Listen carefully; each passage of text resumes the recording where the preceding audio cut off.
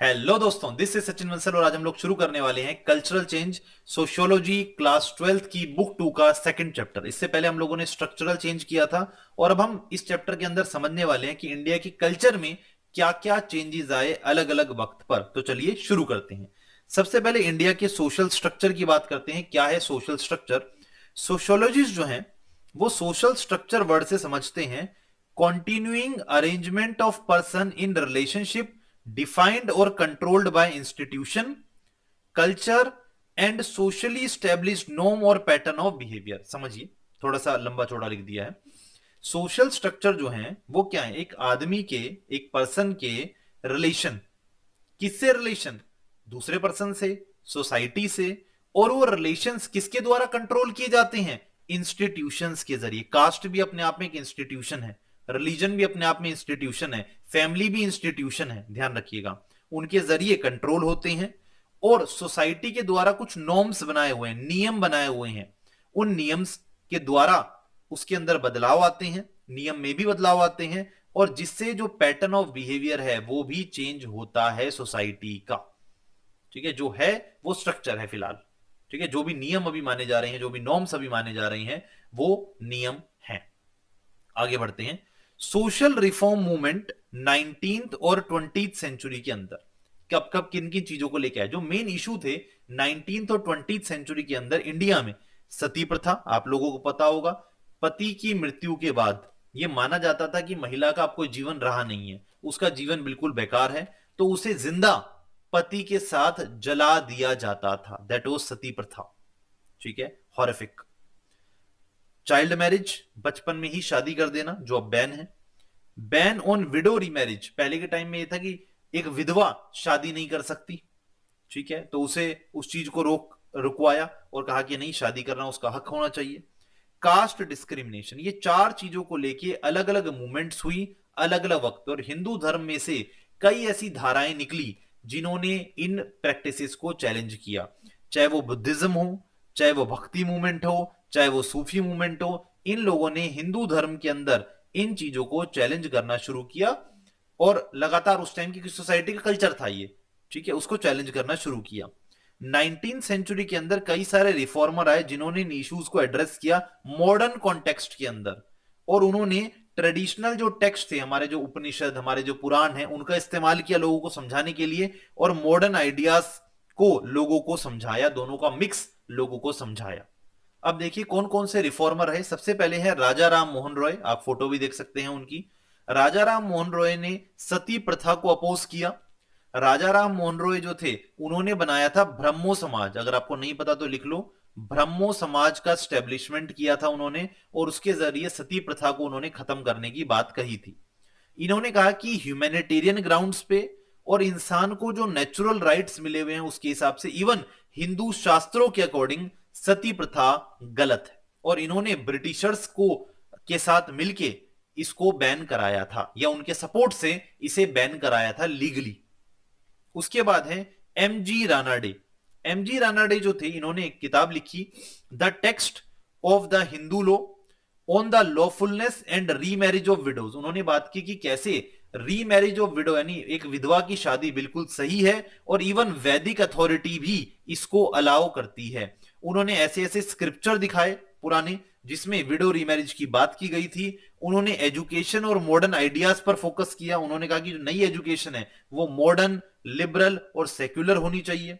उन्होंने कहा कि जो ह्यूमैनिटीज है, जो सोशल साइंसेज हैं, उन्हें जो यूरोप में बदलाव आए हैं, रिनाशा आया है, रिनाशा होता है पूर्व जन्म, एक नया जन्म, सॉरी, है ना, जो रिफॉर्मेशन आए हैं, जो एनलाइटनमेंट आई है, वहां ज्ञान की प्राप्ति हुई है, उससे हमें इंस्पिरेशन लेनी चाहिए और हमें आगे बढ़ना चाहिए। ठीक है, ये है रानाडे साहब। उसके बाद है सर सैयद अहमद खान, एक मुस्लिम नेता, और इन्होंने बात की, इस्लाम को इन्होंने री इंटरप्रेट किया, दोबारा से समझाया। इन्होंने कहा, इन्होंने बात इज्तिहाद, इज्तिहाद का मतलब है फ्री इंक्वायरी, लोगों को जिज्ञासा होनी चाहिए, है ना, जो लिख दिया, किसी ने बता दिया उसी को नहीं मानना, खुद इंक्वायरी कीजिए, खुद समझिए। उन्होंने बताया कि pointed out the similarity between Quran, Quran में और जो नेचर के लॉज हैं उनमें क्या सिमिलैरिटीज हैं, और नेचर के लॉज को आपको पता है कि मॉडर्न साइंस ने डिस्कवर किया है, तो मॉडर्न साइंस से इन्होंने कुरान को जोड़ने की कोशिश की, समझाने की कोशिश की। फिर आते हैं कुदुकुरी वेरेसलिंगम, हो सकता है मेरी प्रोनाउंसिएशन में कोई गड़बड़ हो तो माफी चाहता हूं उसके लिए। उन्होंने अपना काम सोर्स ऑफ नॉलेज में बताया नव्य न्याय लॉजिक। उन्होंने क्या बताया? नव्य न्याय लॉजिक। और उन्होंने ट्रांसलेट किया, एक फेमस बायोलॉजिस्ट थे जूलियस हॉक्सली, उनके काम को भी इन्होंने ट्रांसलेट किया और लोगों को उनके जरिए अपनी बात को समझाने की कोशिश की, रिफॉर्म लाने की समाज में कोशिश की। अब आते हैं सतीश सब्रवाल। सतीश सब्रवाल ने कॉलोनियल इंडिया के मॉडर्न चेंजेस की बात की। सोशियोलॉजिस्ट सतीश सब्रवाल जो हैं वो एक्सप्लेन करते हैं कि कैसे कॉलोनियल इंडिया में, ब्रिटिश इंडिया में क्या क्या चेंजेस आए, और उन्हें हम 3 एस्पेक्ट से समझ सकते हैं। पहला aspect, mode of communication change हो गए। टेक्नोलॉजी क्योंकि इतनी तेजी से फैली, जिससे प्रिंटिंग प्रेस आई, टेलीग्राफ आया, माइक्रोफोन आया, स्टीम शिप यानी स्टीम से चलने वाले जहाज आए, रेलवे आई, जिसने मोड ऑफ कम्युनिकेशन को चेंज कर दिया।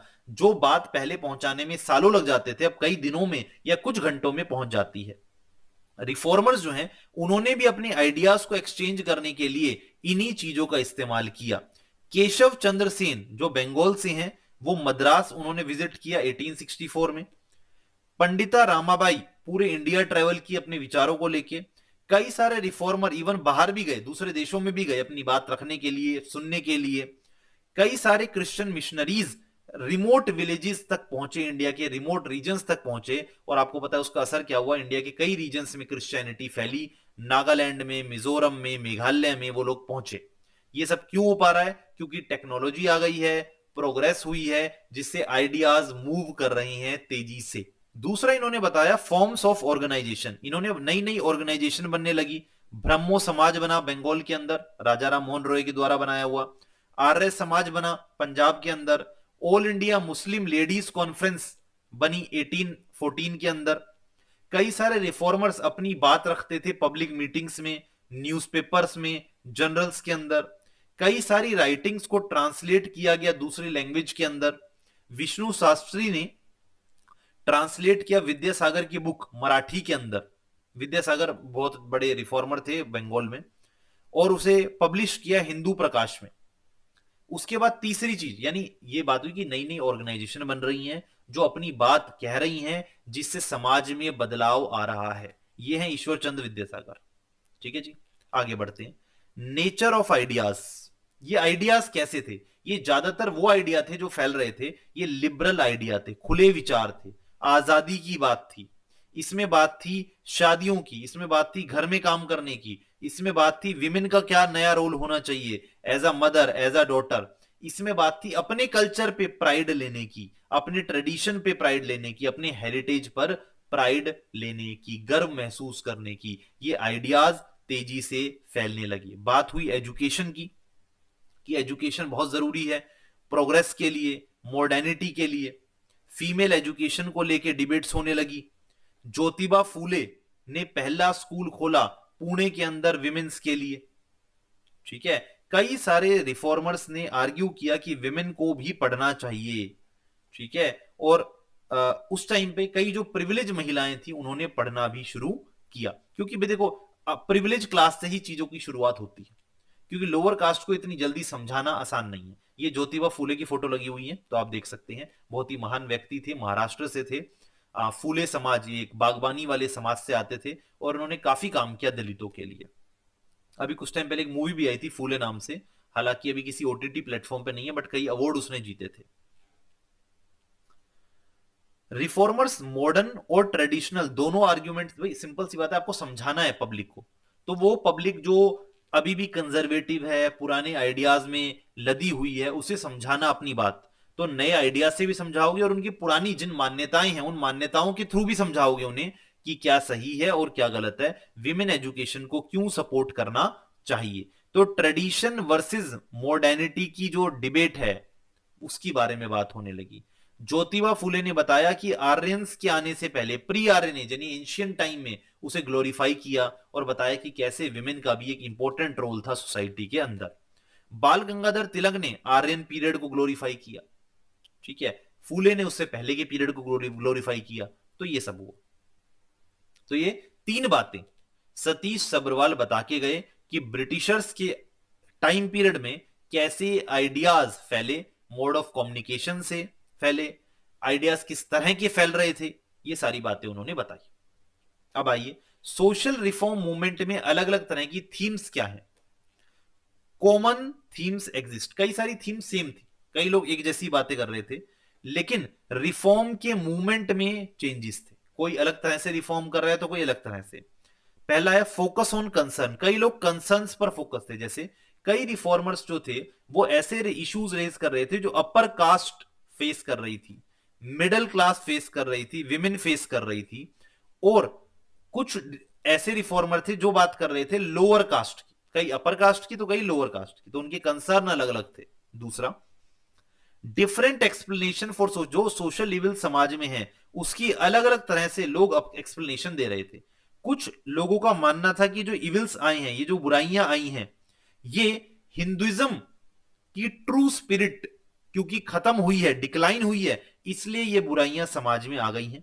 जबकि दूसरे आर्ग्यू कर रहे थे कि नहीं, हिंदू धर्म में खुद कास्ट सिस्टम और जेंडर ऑपरेशन है और हमें हिंदू धर्म से उन चीजों को निकालना पड़े। कई कह रहे नहीं नहीं, हिंदू धर्म तो अच्छा था, उसमें बुराई आ गई है। कई कह रहे नहीं, हिंदू धर्म इस बुराई की जड़ है, काइंड ऑफ। ठीक है, तो हमें उसके अंदर से इसकी सफाई करनी पड़ेगी। तो लोगों की अलग अलग राय थी चीजों को लेके, सोशल मूवमेंट्स को लेके। तीसरा पॉइंट, मुस्लिम सोशल रिफॉर्म, मुस्लिम्स में भी बदलाव आ रहा था। वहां पर बात हो रही थी पॉलीगैमी को लेके कि भाई एक आदमी कितनी महिलाओं से शादी कर सकता है। पर्दा प्रथा को लेके, जो आज भी होता है, बुरखा जिसे पहना जाता है, उसको लेके बातें हो रही थी। पर्दा प्रथा तो हिंदुओं में भी होता था। All India Muslim ladies conference, जिसका हमने ऊपर भी जिक्र किया। इसके अलावा Jahanara Shah Nawaz proposed a resolution against polygamy, इन्होंने पॉलीगैमी के खिलाफ एक रेजोल्यूशन लेके आई है महिला जहानारा शाह नवाज।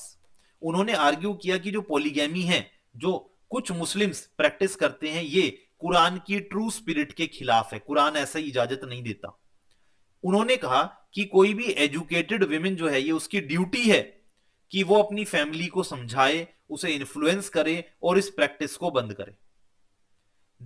इस रेजोल्यूशन को लाने के बाद बहुत हीटेड डिबेट हुई मुस्लिम समाज के अंदर। ठीक है, तहजीब ए निस्वान जो एक लीडिंग विमेन जनरल थी पंजाब के अंदर, उसने इसे सपोर्ट किया और कई सारी आवाजों ने इसे अपोज भी किया इस बात को। और आप जानते हैं आज भी पॉलीगैमी है इस्लाम के अंदर, इंडिया में स्पेशली है। हिंदुइज्म में भी डिबेट होने लगी। ब्रह्मो समाज जो राजा राम मोहन रॉय का था, वो सती प्रथा को अपोज कर रहा था। लेकिन जो ऑर्थोडॉक्स मुस्लिम थे, ऑर्थोडॉक्स हिंदू थे बंगाल के अंदर, उन्होंने बनाई धर्म सभा, जो ब्राह्मण्स थे स्पेशली, और उन्होंने ब्रिटिशर्स को पिटीशन दी और ये कहा कि नहीं नहीं, सती प्रथा बिल्कुल सही है और सती प्रथा रहनी चाहिए, ये हमारे सेक्रेट टेस्ट में लिखा है, आप उसे अपनी तरह से कैसे पढ़ सकते हो, राजा राम मोहन रॉय गलत है। तो ये लड़ाई हिंदुइज्म में भी, जब भी कोई धर्म के खिलाफ आवाज उठाता है, जब भी कोई सरकार के खिलाफ आवाज उठाता है, तो ऐसी प्रॉब्लम आती है। कई लोग, कई ग्रुप ऐसे सामने आते हैं जो आपकी बात को काटेंगे, आपके खिलाफ बोलेंगे। बस वक्त, मुद्दा यह है कि कौन कितने टाइम किसके सामने टिक पाता है। नेक्स्ट टॉपिक है अलग अलग तरह के सोशल चेंज के बारे में हमें यहाँ पे पढ़ना है। तो इसमें सबसे इंपॉर्टेंट तो वही आपका संस्कृताइजेशन, कई बार आप लोग पढ़ चुके हैं। Sanskritisation M.N.. श्रीनिवास ने कॉइन किया था जो टर्म है, और इसका मतलब क्या है, जब लोअर कास्ट, ठीक है, लो कास्ट जिसे मानते हैं, या ट्राइब किसी अपर कास्ट या अपर ट्राइब के रिचुअल्स, बिलीव्स, आइडियोलॉजी या स्टाइल को कॉपी करने की कोशिश करती है, ठीक है, उसे कॉपी करने की कोशिश करती है, तो उस प्रोसेस को सेंस्क्रिटाइजेशन कहते हैं। In particular are twice born dwija caste. अब ये क्या है समझते हैं। द ट्वाइस बोर्न और dwija refer to the first three of the four varna caste in the traditional Hindu social system. अब देखिए, आपको पता है 4 वर्ण होते हैं, ब्राह्मण, क्षत्रिय, वैश्य, शूद्र, ये तीनों अपर कास्ट माने जाते हैं। तो जब शूद्र इन तीनों में से किसी एक को कॉपी करने की कोशिश करता है, तो उसे क्या कहते हैं, उसे हम लोग संस्कृताइजेशन कहते हैं। ठीक है, एक्चुअली क्या है, यहां पर इन तीनों कास्टों को बोला गया है द्विजा कास्ट। क्या बोला गया, द्विजा। क्यों बोला गया है, देखिए यहां लिखा हुआ है, this second birth is a metaphorical spiritual rebirth following the initial biological birth. देखिए आपको पता होगा जैसे ब्राह्मण्स के अंदर क्या होता है, एक जनेऊ धारण होता है, ठीक है, एक सीक्रेट थ्रेड होता है जिसे धारण किया जाता है, उसके लिए एक सेरेमनी होती है। तो माना जाता है कि जब ये सीक्रेट थ्रेड पहना जाता है तो उस व्यक्ति का दूसरा जन्म होता है, द्विजा, यानी ट्वाइस बॉर्न। तो ये तीनों ही कास्ट मानी गई है ट्वाइस बॉर्न कास्ट। तो जब नीचे के दलित शूद्र जब इन तीनों में से किसी द्विजा बॉर्न कास्ट को कॉपी करने की कोशिश करते हैं तो उसे क्या कहते हैं, हम सेंस्क्रिटाइजेशन कहते हैं। Got it. ये जो रिचुअल होता है इसमें सेक्रेट थ्रेड पहनाया जाता है, जो जनेऊ पहनाया जाता है उसे कहते हैं उपनयनम रिचुअल। उपनयनम रिचुअल। ठीक है जी, आगे बढ़ते हैं। In those where a highly sanskritized caste was dominated, जिन एरियाज के अंदर एक कोई कास्ट है जो हाईली सेंस्क्रिटाइज है, ठीक है, the culture of the entire region underwent a certain amount of sanskritization. वहां पर जो बाकी कास्ट के लोग हैं वो उसे फॉलो करने लग जाते हैं। लेकिन कई जगहों पर इसका उल्टा प्रोसेस भी होता है, जहां पर अपर कास्ट किसी और कास्ट को देख के फॉलो करने लगती है क्योंकि वो कास्ट वहां पर डोमिनेंट है। ठीक है, तो ये भी होने देखने को मिलता है, इसे डिसेंस्क्रिटाइजेशन कहते हैं। मान लीजिए किसी एरिया के अंदर अपर कास्ट के लोग तो कम है लेकिन लोअर कास्ट के लोग ज्यादा हैं और वो डोमिनेंट है, तो वो जो रिचुअल्स फॉलो कर रहे हैं अपर कास्ट के लोग जो कम हैं वो वही रिचुअल फॉलो करने की कोशिश करने लग जाते हैं। तो इसे डिसेंस्क्रिटाइजेशन कहते हैं, सेंस्क्रिटाइजेशन का उल्टा। श्रीनिवास आर्ग्यू करते हैं कि sanskritization of a group has usually affect improving its position, कि जो एक ग्रुप है वो अपनी पोजीशन को इंप्रूव करने की कोशिश करता है लोकल कास्ट हायरार्की के अंदर। उसे लगता है कि अगर वो उनकी तरह दिखने की कोशिश करेगा, उनकी तरह पहनेगा, उनकी तरह कल्चर को फॉलो करेगा तो उसकी स्टेटस में इंप्रूवमेंट आएगी इकोनॉमिक या पॉलिटिकल लेवल पर। ठीक है, और वो सेल्फ कॉन्शियसनेस उसकी बढ़ेगी। ठीक है, जिसकी वजह से वो हिंदुइज्म के ग्रेट ट्रेडिशन का पार्ट बन जाएगा। जैसे मैं आपको बताऊं, जो आपके लोकल भगवान होते हैं, लोकल डीटी से हम कहते हैं, मान लीजिए कोई गांव है, उस गांव में एक पर्टिकुलर देवी को माना जाता है जो वहां की लोकल डीटी है, मतलब उस गांव के अलावा उस देवी की कोई ज्यादा पहचान है नहीं, उसे लोकल डीटी कहेंगे हम। ठीक है, बट कई भगवान ऐसे होते हैं जो बड़े फेमस होते हैं, दूर दूर तक उनकी गाथा होती है, लोग पहचानते हैं, दूर दूर से आते हैं लोग। तो जो दूर दूर से आते हैं और जिनके बारे में सब लोग जानते हैं, उनकी बड़ी कहानियां किताबें लिखी गई है, दैट इज ग्रेट ट्रेडिशन। ठीक है, जबकि जो लिटिल ट्रेडिशन है they are the local deities. तो हर कोई चाहता है कि मैं बड़े ट्रेडिशन से जुड़ूं। ठीक है, मेरा जो भगवान है वो छोटा ना रहे, उसे मैं बड़े भगवान से जोड़ूं कहीं ना कहीं। तो इसे ये जो तरीका है ये भी सेंस्क्रिटाइजेशन का कहीं ना कहीं पार्ट है। लेकिन इंडिया जो कि एक हाईली अनइक्वल सोसाइटी है, डोमिनेंट कास्ट जो है वो लगातार पनिश करती है ऐसी लोअर कास्ट को। अगर वो किसी तरह की ऐसी कोशिश करते हैं तो आपने कई जगह सुना होगा, आज भी होता है कि कोई दलित है वो अपनी शादी के दौरान घोड़े पर चढ़ के उसने बारात निकाली तो उसे मारा पीटा गया। ये क्या है, क्योंकि ये दलित आदमी घोड़े पे कैसे बैठ सकता है हमारे सामने, हम तो अपर कास्ट के लोग हैं। तो जो अपर जब ये ऐसी कोशिशें करते हैं लोअर कास्ट के लोग, तो अपर कास्ट के लोग इन्हें पनिश करते हैं ताकि ये लोग ऐसी कोशिश ना करें। तो जैसे मैंने ग्रेट ट्रेडिशन आपको बता ही दिया, जो एलिट लोग जिसे फॉलो कर रहे हैं, एजुकेटेड लोग जिसे फॉलो कर रहे हैं। लिटिल ट्रेडिशन रिटर्न नहीं होता, बहुत ज्यादा ओरल होता है, आसपास की लोकल कहानियों में फेमस होता है, गांवों के अंदर उनके गीतों के अंदर, है ना, उसमें फेमस होता है। लोकल डिटीज की वर्कशिप होती है यहां पर, कोई लोकल भगवान जो उस एरिया में ही फेमस है। ओके,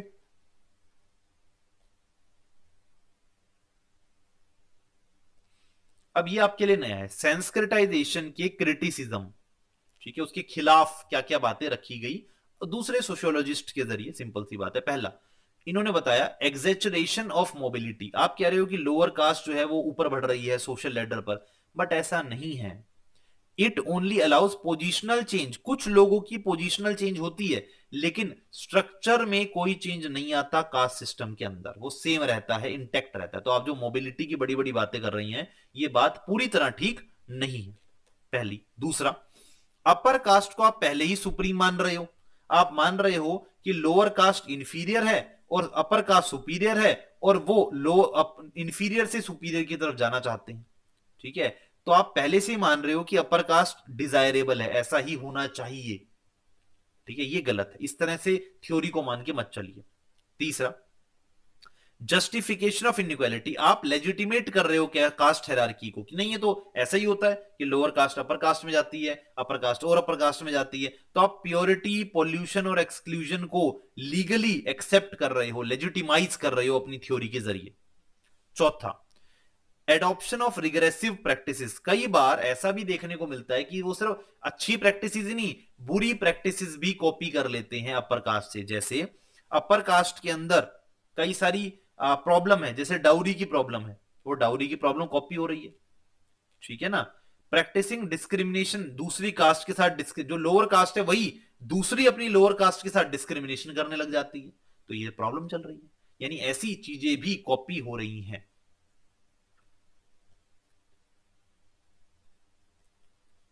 पांचवा, दलित कल्चर इरोड हो रहा है, आप जो थ्योरी बता रहे हो उसके हिसाब से तो जो दलित लोग हैं वो चेंज हो रहे हैं, वो अपर कास्ट की चीजें फॉलो कर रहे हैं, तो उनके कल्चर, आप उनके लेबर को डीवैल्यू कर रहे हो, उनके ऑक्यूपेशन को डीवैल्यू कर रहे हो, जो उनकी ट्रेडिशनल आइडेंटिटी है कि वो क्राफ्ट में काम करते हैं, आर्टिशन का, स्किल का, उनके पास इंडिजीनियस नॉलेज है, अपनी पुरानी नॉलेज है, मेडिसिन की, अपनी इकोलॉजी की, एग्रीकल्चर की, एनिमल हस्बेंड्री की, आप उसे शेमफुल की तरह दिखा रहे हो, आप उसे इररिलेवेंट दिखा रहे हो, जबकि ऐसा नहीं है। आज भी लोग उसी नॉलेज को मान के आगे चल रहे हैं, तो संस्कृताइजेशन का जो पूरा प्रोसेस आप दिखा रहे हो वो पूरी तरह सही नहीं है, ऐसा लोगों ने क्रिटिसाइज किया। तो ये 5 क्रिटिसिज्म है किसके, संस्कृताइजेशन के, एज इट इज आपको लिखना है। Got it. आ जाइए अब वेस्टर्नाइजेशन, ये भी टर्म किसने दी है, एम एन श्रीनिवास ने दी है। क्या कहते हैं वेस्टर्नाइजेशन क्या है, अब देखिए, संस्कृताइजेशन में लोअर कास्ट अपर को फॉलो कर रही है, वेस्टर्नाइजेशन में अपर कास्ट यूरोपियन लोगों को फॉलो कर रही है, अमेरिकन लोगों को फॉलो कर रही है, और उनके कल्चर को मान रही है। क्यों? क्योंकि ब्रिटिशर्स ने हमारे ऊपर 150 साल रूल किया, जिसकी वजह से हम उन्हें अपने से बेहतर मानते हैं, उनकी आइडियोलॉजी, उनकी वैल्यूज, उनका कल्चर, उनकी टेक्नोलॉजी हम कॉपी करना चाहते हैं। ठीक है जी। फॉर इंस्टांस, जैसे कि एक एलिट कास्ट है थियाज, ठीक है, appropriated British culture as a move forward, उन्होंने माना कि ब्रिटिश कल्चर को अडॉप्ट करना जिंदगी में आगे बढ़ने जैसा है। A more cosmopolitan life and critiqued caste than the critic caste, कि हमें और बेहतर जिंदगी और ज्यादा शहरी जिंदगी जीनी है, तो हमें ब्रिटिशर्स को फॉलो करना चाहिए। वेस्टर्नाइजेशन के काइंड क्या है, देखिए जरा। There are different kind of westernization. One kind refer to the emergence of westernized subculture pattern through a minority section of India. जो इंडिया में कुछ लोग थे शुरुआत में जो वेस्टर्न कल्चर के कांटेक्ट में आए, पहला तो वहां से सीख मिली हमें, ठीक है, तो उसमें ज्यादातर इंडियन इंटेलेक्चुअल थे, पढ़े लिखे लोग थे, जिन्होंने ब्रिटिशर्स की थिंकिंग को, स्टाइल ऑफ लाइफ को एक्सेप्ट किया, और साथ ही साथ बट सब और उसको फैलाया भी।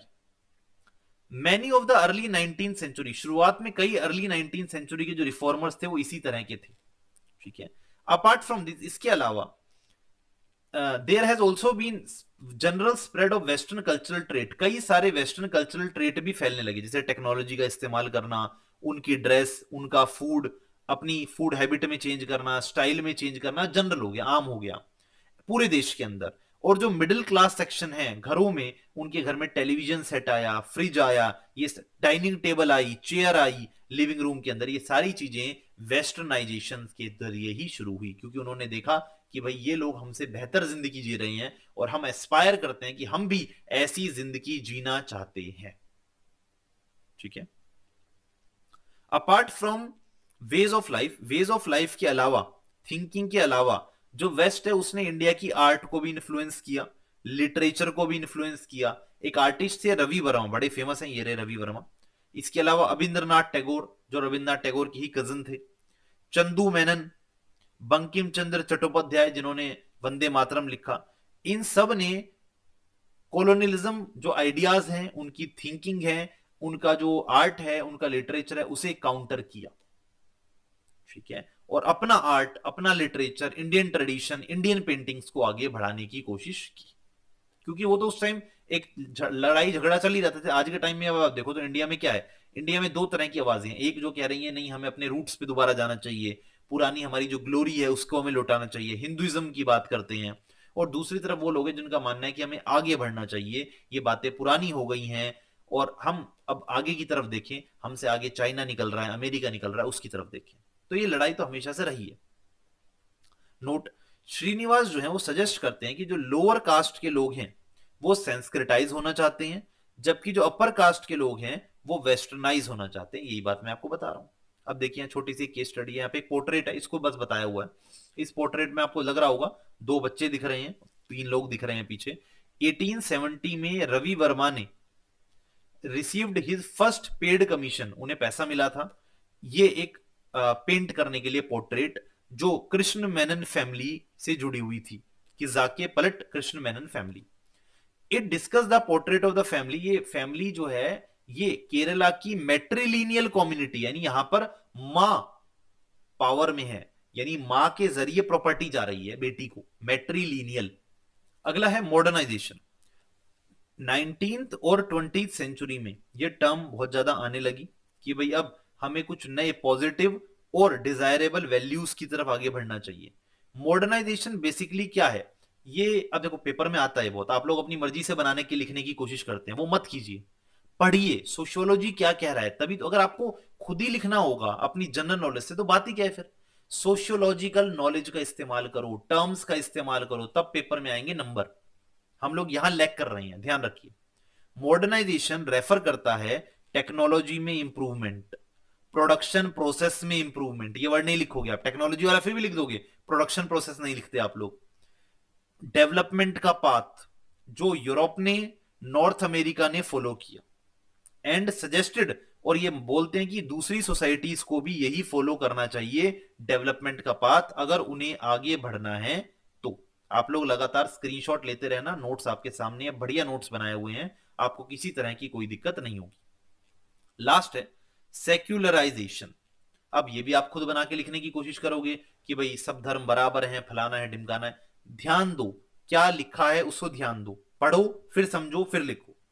मॉडर्न वेस्ट के अंदर आप देखोगे सेक्युलराइजेशन एक प्रोसेस है जहां पर रिलीजन का इन्फ्लुएंस डिक्लाइन हो रहा है। ठीक है, ये सेकुलरिज्म नहीं है, रिलीजन का इन्फ्लुएंस डिक्लाइन हो रहा है। सेकुलराइजेशन इंडिकेट करता है, रेफर करता है level of involvement with regional organization, की लोगों का इन्वॉल्वमेंट रीजन रिलीजियस ऑर्गेनाइजेशन से हटता जा रहा है, कम होता जा रहा है। सोशल और मेटीरियल इन्फ्लुएंस रिलीजियस ऑर्गेनाइजेशन से कम हो रहा है। लोग जो हैं वो रिलीजियस बिलीफ्स को कुछ हद तक ही होल्ड कर रहे हैं, बाकी छोड़ रहे हैं। इंडिया में जो हमारा कास्ट सिस्टम है वो अभी भी रिलीजियस लाइंस में ही काम करता है, रिलीजन के अंदर ही काम करता है। आज भी प्योरिटी और पॉल्यूशन वाली प्रैक्टिस है बहुत गांवों के अंदर, इवन शहरों के अंदर भी। Today it is often function as a political pressure group, और ये जो अलग अलग कास्ट हैं ये प्रेशर ग्रुप की तरह काम करते हैं इंडिया के अंदर। पॉलिटिकल पार्टीज को बताते हैं कि भाई अगर आपको हमारा वोट चाहिए तो आपको हमारी कास्ट के लिए ये काम करना पड़ेगा। ठीक है, तो कई सारी पॉलिटिकल पार्टीज भी कास्ट के बेस पर बन गई हैं, कई सारी कास्ट एसोसिएशन बन गई हैं जो प्रेशर ग्रुप का काम कर रही हैं। ये स्टेट से अपनी डिमांड रखती हैं कि भाई तुम्हें अगर यादवों का वोट चाहिए तो ये करना पड़ेगा, तुम्हें कायस्तों का वोट चाहिए तो ये करना पड़ेगा। और ये जो लगातार चेंजिंग रोल है कास्ट का, ये सेकुलराइजेशन ऑफ कास्ट से आप डिस्क्राइब कर सकते हो। ठीक है, तो इस तरह का क्वेश्चन भी आ सकता है कि बताइए कास्ट का पॉलिटिक्स में क्या रोल है, पॉलिटिक्स का कास्ट में क्या रोल है, तो ये भी आपको पढ़ने के लिए आ सकता है। वो तभी समझोगे तब आप लिख पाओगे। तो इसमें कहीं नहीं बात की ना सारे धर्म बराबर है, जबकि आपके दिमाग में तो वही था। तो आप अपने दिमाग को क्लियर कीजिए और जो बुक में लिखा है उसे पढ़ने की कोशिश कीजिए, खुद कहानी मत बनाइए प्लीज। ठीक है, जब आप लिख दो बुक का उसके बाद कहानी बनाओ, आपको समझाने के लिए, कोई एग्जाम्पल समझाने के लिए। तो यहां पे हमारा हो जाता है चैप्टर खत्म। छोटा सा चैप्टर था, आराम से आप लोग कर लीजिए, बुक से कर लीजिए। ओसवाल सैंपल पेपर बहुत बढ़िया होते हैं। इसके अलावा कोई और भी सैंपल पेपर मिल रहे हैं, पिछले साल का बोर्ड का पेपर, इस साल का बोर्ड का सैंपल पेपर, इन्हें जरूर करके जाइए, जितना हो सके करके जाइए, तभी बात बनेगी। अच्छे से तैयारी कीजिए। अब 3 चैप्टर बचे हैं, उन्हें भी कोशिश करेंगे आपको कराने की। थोड़ा साथ दीजिए, लाइक कीजिए वीडियो को और शेयर कीजिए ज्यादा से ज्यादा बच्चों में, जो सोशियोलॉजी पढ़ते हैं अपने एटलीस्ट क्लास ग्रुप में तो आप शेयर कर ही सकते हैं। Thank you so much, this was Sachin Bansal signing off.